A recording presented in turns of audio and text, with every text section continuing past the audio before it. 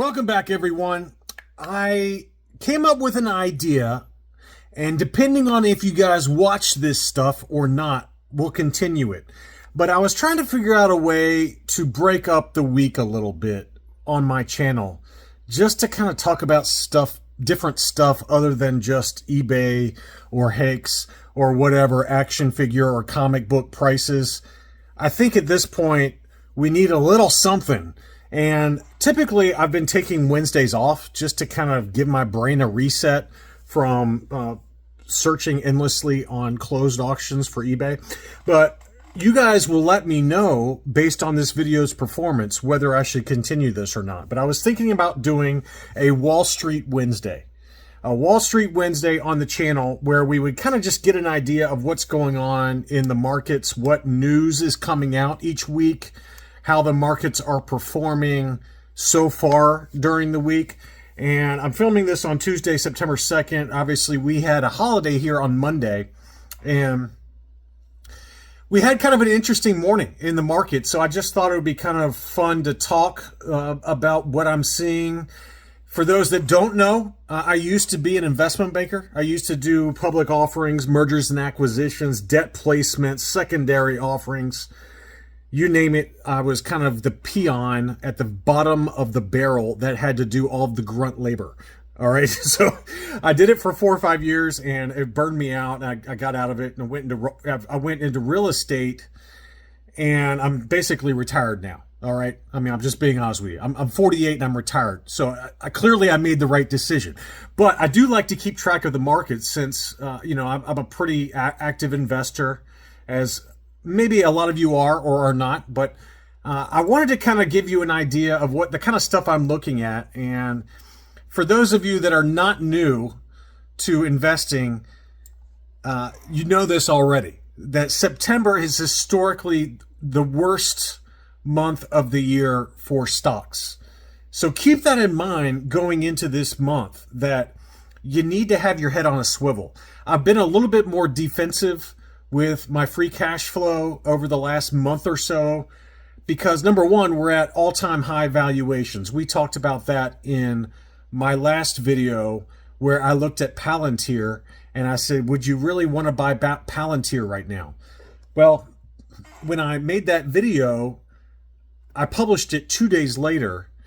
The day that I actually made the video, it was the peak price of Palantir.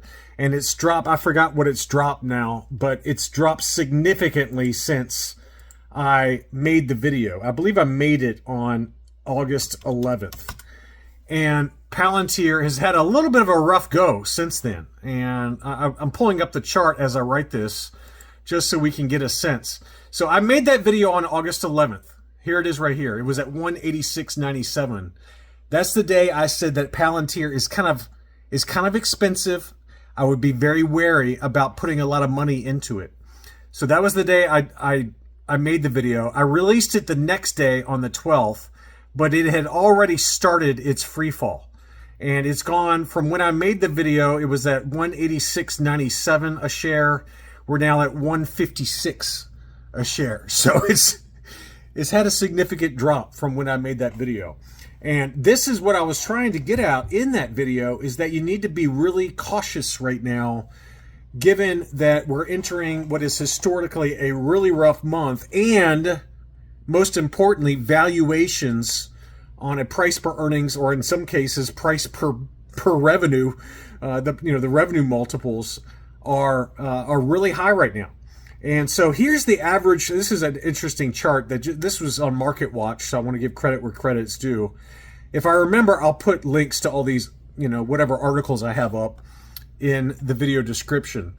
But if you look at the average monthly performance of the Dow Jones, the S&P 500, the NASDAQ, and the Russell 2000, September is the only month out of the year historically where the average monthly return for all 4 of those indices has been negative.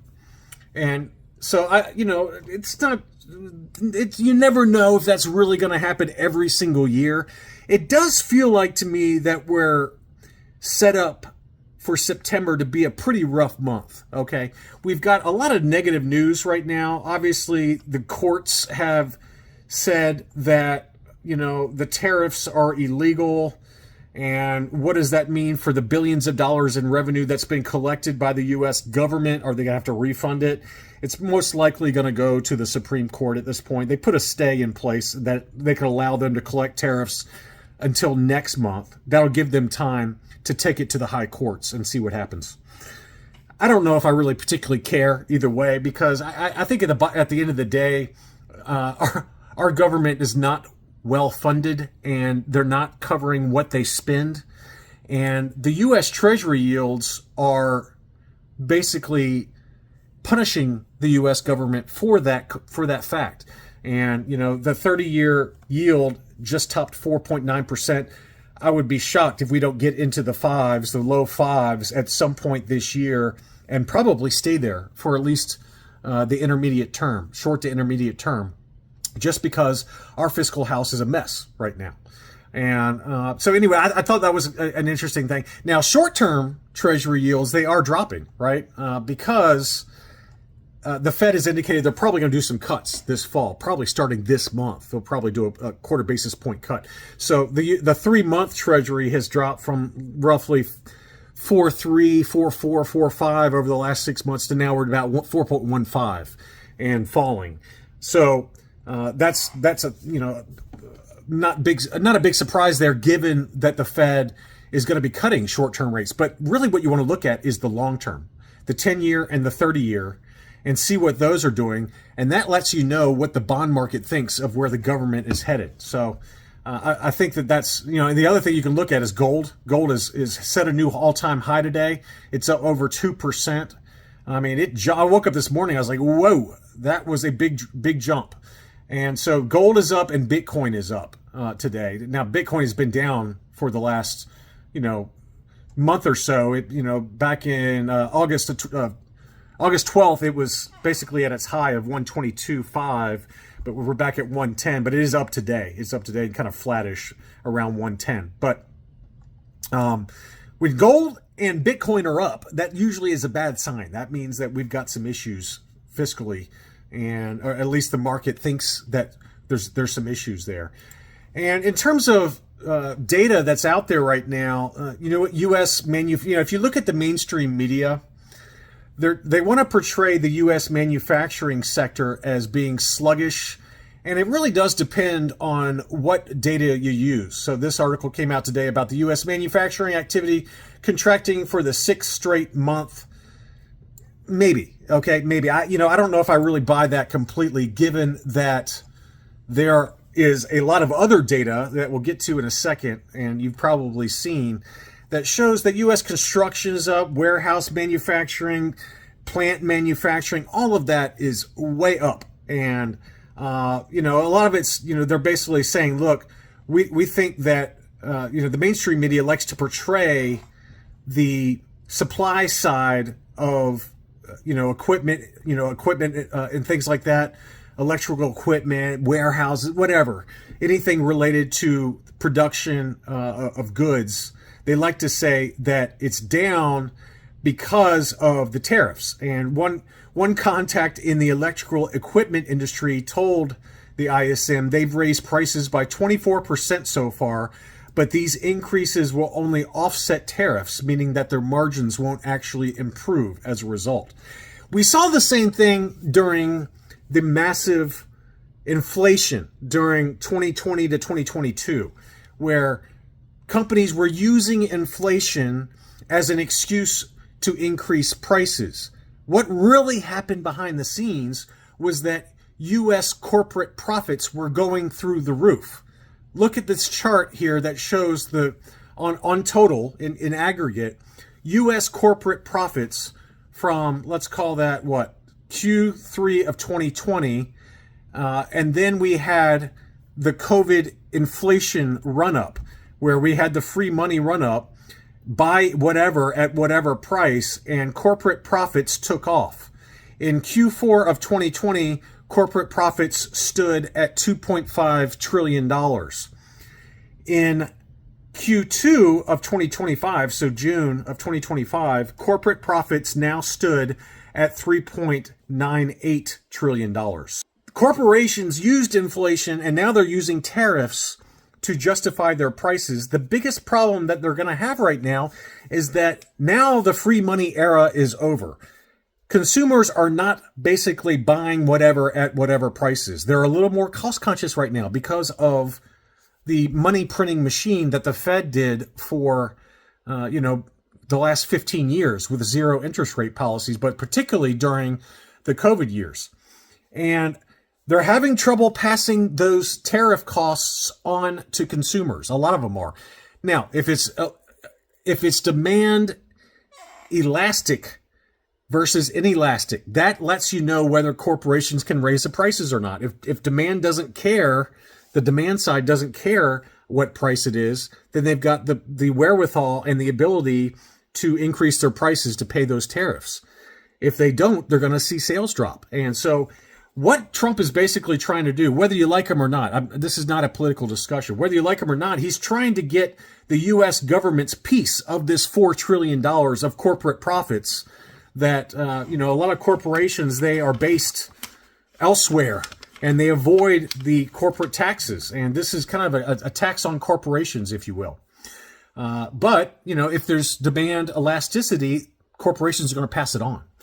And so it's just interesting how, if you look at a lot of the mainstream news like CNBC or Yahoo Finance, they talk about, woe is us in the manufacturing sector because of these tariffs. Well, the charts tell a different story based on corporate profits. Of course, this is an aggregate. It's not industry specific. There certainly can be industries that are hurting right now. But in aggregate, corporate profits are as good as they've ever been. And so, the other side of the story is if you look at JP Morgan's global manufacturing PMI, they're showing everything is up. Everything's moving back up again. Output rises at fastest pace since June of 2024. And so in about a year, they're saying corporate manufacturing output is up. And that's the global. On the U.S. side, it's also jumping. Stronger output growth linked to higher sales and inventory building. Tariffs again drive strong rises in prices and output charges. So a lot of what's going on the manufacturing side, at least for U.S. companies, these tariffs are being shared across all points in the process of manufacturing and distributing and getting to retail products. That cost is being shared right now, including the U.S. consumer. So it's again, it depends on the industry, but I do think that a lot of these tariffs are being eaten by a lot of the channel participants that are involved in the manufacturing, especially when they involve overseas manufacturing. So it's just interesting, but I think we'll have to see what happens with the Supreme Court and whether these tariffs are allowed to kind of stay in place or whether there's going to be refunds. All of that stuff could wreak havoc in the market. So you got to be careful in September, given not only the historical precedents that we just talked about, how the average monthly performance in September is really poor historically across all the major indices, but when you have all this other stuff going on right now, there is a reason you should maybe be a little bit defensive. In terms of other economic news that's coming out this week, tomorrow, Wednesday, September 3rd, the day that this video is going to air, we get some factory order information, the Fed Beige Book, auto sales, and then Thursday and Friday, we get the employment picture. That's going to be really interesting to look at that. The trade deficit, I would kind of ignore the numbers, at least short term, because we're kind of in a state of flux right now with the tariff policy, but U.S. productivity revised, initial jobless claims come out Thursday, and then Friday, the U.S. employment report and unemployment rate come out, hourly wages. All of this stuff at the end of the week, I think will play a big role. If we start to see an increase in the unemployment rate, that's where people are going to get maybe a little bit more nervous. And quite honestly, I don't know if this is a fact or not, but let's say we do see an increase in the unemployment rate, you might actually see the markets go up a little bit just because it will further allow for it gives the Fed more ammunition to make that cut in September and maybe more than one cut this fall. I think the consensus seems to be it's probably going to be at least 2 quarter point cuts this fall by the Fed. But if we start to see really bad unemployment numbers coming out in September and in October, that could drive it even more. There's a few banks that are predicting at least 3 cuts. I think probably that's unlikely unless the unemployment rate really gets ugly. It's still historically low right now. It's still, we're at 4.3% or 4.2% right now. The forecast is it's going to bump up to 4.3% this month, but that is still historically low numbers. And I think we're going to need to see a major, major change in the employment numbers. The consensus being plus 73,000 jobs. That was previous month. They're predicting 75,000 for the August data. But, if it comes in significantly below that number, that could, it could wreak some havoc in stock markets. So just be aware that this month is kind of a dicey month, not only for what everything is going on, but obviously historically, like we just talked about. So anyway, if you like this kind of information, you want me to do this weekly, let me know in the comments, leave me a like. But if you hate it, that's fine too. We won't do it. Thanks again for watching. I really appreciate those of you that do, and I'll be back soon.